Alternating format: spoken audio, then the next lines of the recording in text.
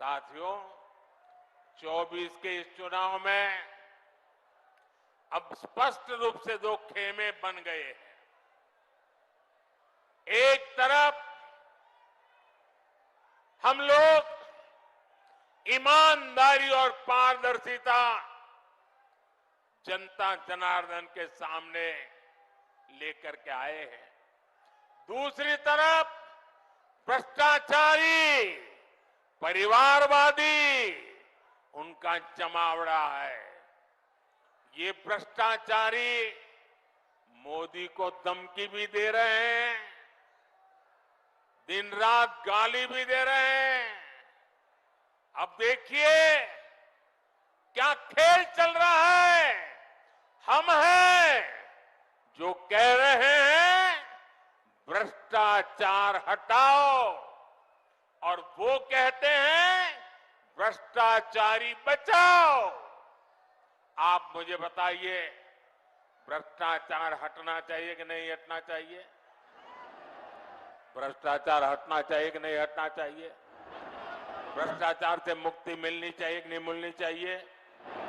भ्रष्टाचारी जेल जाने चाहिए कि नहीं जाने चाहिए? भ्रष्टाचारियों को सजा होनी चाहिए कि नहीं होनी चाहिए? ये देश की आवाज है और मोदी आपकी हर आवाज को सुनता है और उसके लिए ताकत भी लगा देता है। लेकिन साथियों, मुझे कितनी गालियां दी जाए, कितने ही आरोप लगाए जाएं, मोदी इनकी गालियों और धमकियों से डरने वाला नहीं है।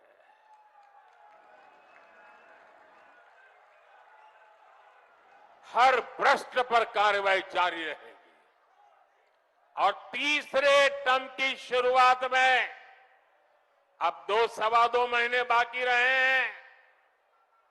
बहुत कम समय बाकी रह गया है।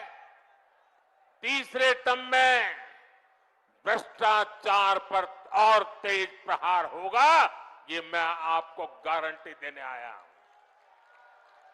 भ्रष्टाचार हर गरीब का हक छीनता है, हर मध्यम वर्ग का हक छीनता है, और मैं गरीब का हक, मध्यम वर्ग का हक किसी को भी छीनने नहीं दूंगा। ये मोदी की गारंटी है। कांग्रेस और इंडी गठबंधन ने अपने इरादे दिखा दिए हैं। कांग्रेस के शाही परिवार के शहजादे ने ऐलान किया है कि अगर देश ने तीसरी बार बीजेपी सरकार को चुनी, आग लग जाएगी। 60 साल तक देश पर राज करने वाले 10 साल सत्ता से बाहर क्या रह गए? अब देश में आग लगाने की बात कर रहे हैं। क्या ये आग लगाने की बात आपको मंजूर है? क्या इस देश को आग लगाने देंगे? क्या आग लगाने की ये भाषा उचित है? क्या ये आग लगाने वाली भाषा लोकतंत्र की भाषा है? ऐसे लोगों को सजा करोगे? पक्की सजा करोगे? चुन चुन करके साफ कर दो। इस बार इनको मैदान में मत रहने दो भाइयों।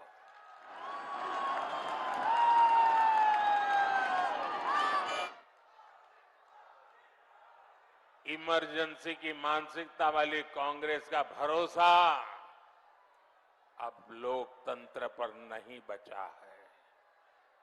इसलिए वो अब जनादेश के विरुद्ध लोगों को भड़काने में जुट गई है।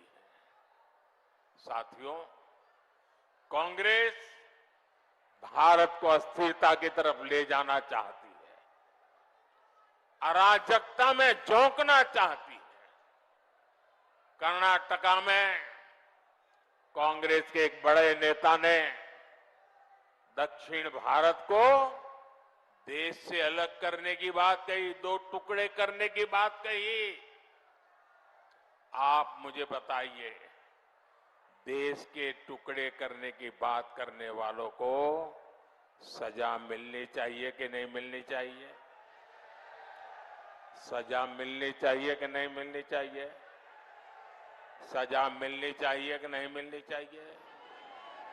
लेकिन कांग्रेस ने क्या किया? सजा देने के बजाय कांग्रेस ने देश को बांटने की घोषणा करने वाले को चुनाव का टिकट दे दिया। उत्तराखंड के लोग भूल नहीं सकते कि इसी कांग्रेस ने देश के वीर सपूत स्वर्गीय बिपिन रावत जी तक का अपमान किया था। ऐसी कांग्रेस से